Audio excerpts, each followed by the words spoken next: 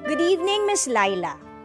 Hilig ko po ang pagsasayaw, kaya naman naisipan kong mag-enroll sa dance workshop dito, diri, sa Cebu City.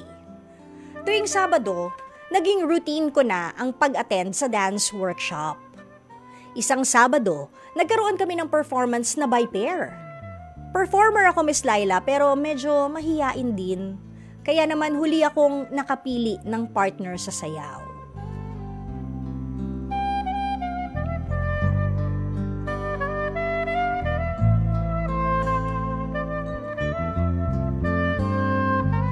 Iniintay niyo yung karugtong, aminin. Ako na lang ang walang partner that time. At ang tila mahiyaing si Christian. Ako na ang lumapit sa kanya at nagyayang maging partner siya. Sa isang oras naming pag-aaral ng choreo at pag-perform together, hindi ko akalain, Miss Laila, na aabot pala ito ng lifetime. Oh. O, hindi pa tapos yung kwento, kinikilig na tayo. Wait. Siya na pala, Miss Laila, ang makakasayaw ko sa anumang kaharapin sa buhay. I'm happy dancing with you, mahal. Tuloy lang tayo sa pag-iipon para sa pangarap nating sariling dance studio. Wow, ganda. Galing po yan kay Kaya ng Cebu City.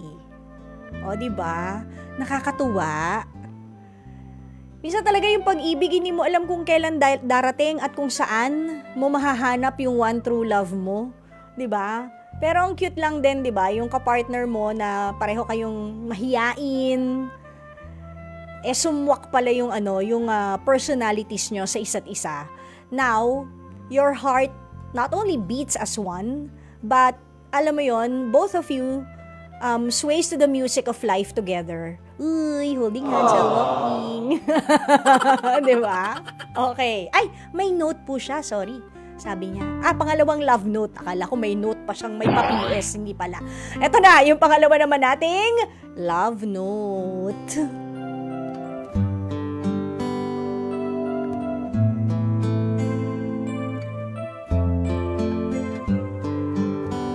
Hello po, Tita L. Share ko lang po ang aking love story. When I was in grade school, meron akong best friend na lalaki. Super close kami siguro kasi close din ang families namin, kaya kapag may gatherings, palagi kaming magkakasama.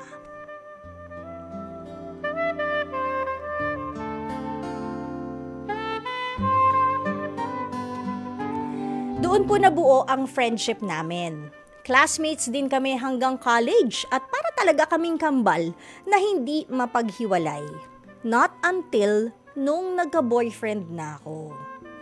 Okay naman kami at di naman niya ako pinaghigpitan sa pakikipagkaibigan. Pero alam mo, Tita El, hindi boto si Best sa kanya. Winarningan niya ako na may something daw sa boyfriend ko kaya mag-ingat daw ako. So, dinedma ko kasi, mahal ko eh. Pero ayun na nga, 5 buwan ang lumipas. Nahuli ko siya na may kahalikang iba!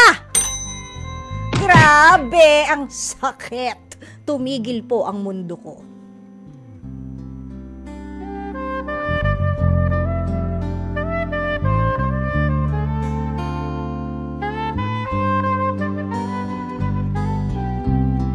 Kayo matutulog. Iniintay pa natin yung karugtong di ba?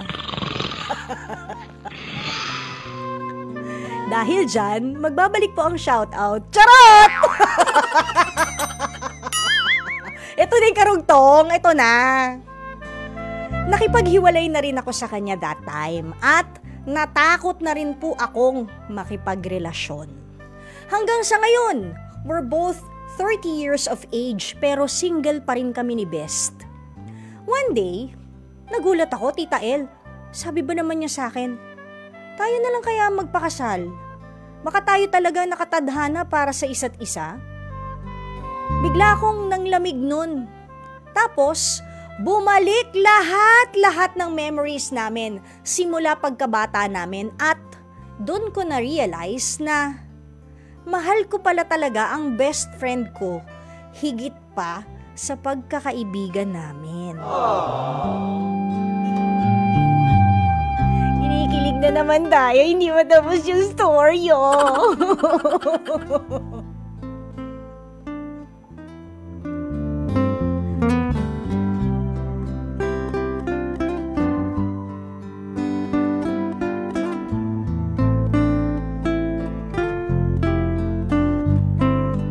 Ganda ng background music, no? 1 month na kaming official na magjowa ng aking best friend and best lover ever. Yun talaga eh. Best lover ever! Ganon, no? Masaya kami sa aming relasyon at mas lalo pa kaming naging close this time. Ang takeaway ko rito, kakahanap natin sa taong mamahalin natin, nababaliwala natin yung mga taong nagmamahal talaga sa atin ng totoo, kahit napalihim. Yun lang po, Tita El. Pa-request naman po ng Lucky by Jason Mraz, because I'm lucky I'm in love with my best friend. Oh, so, galing yan kay Jerica ng La Union.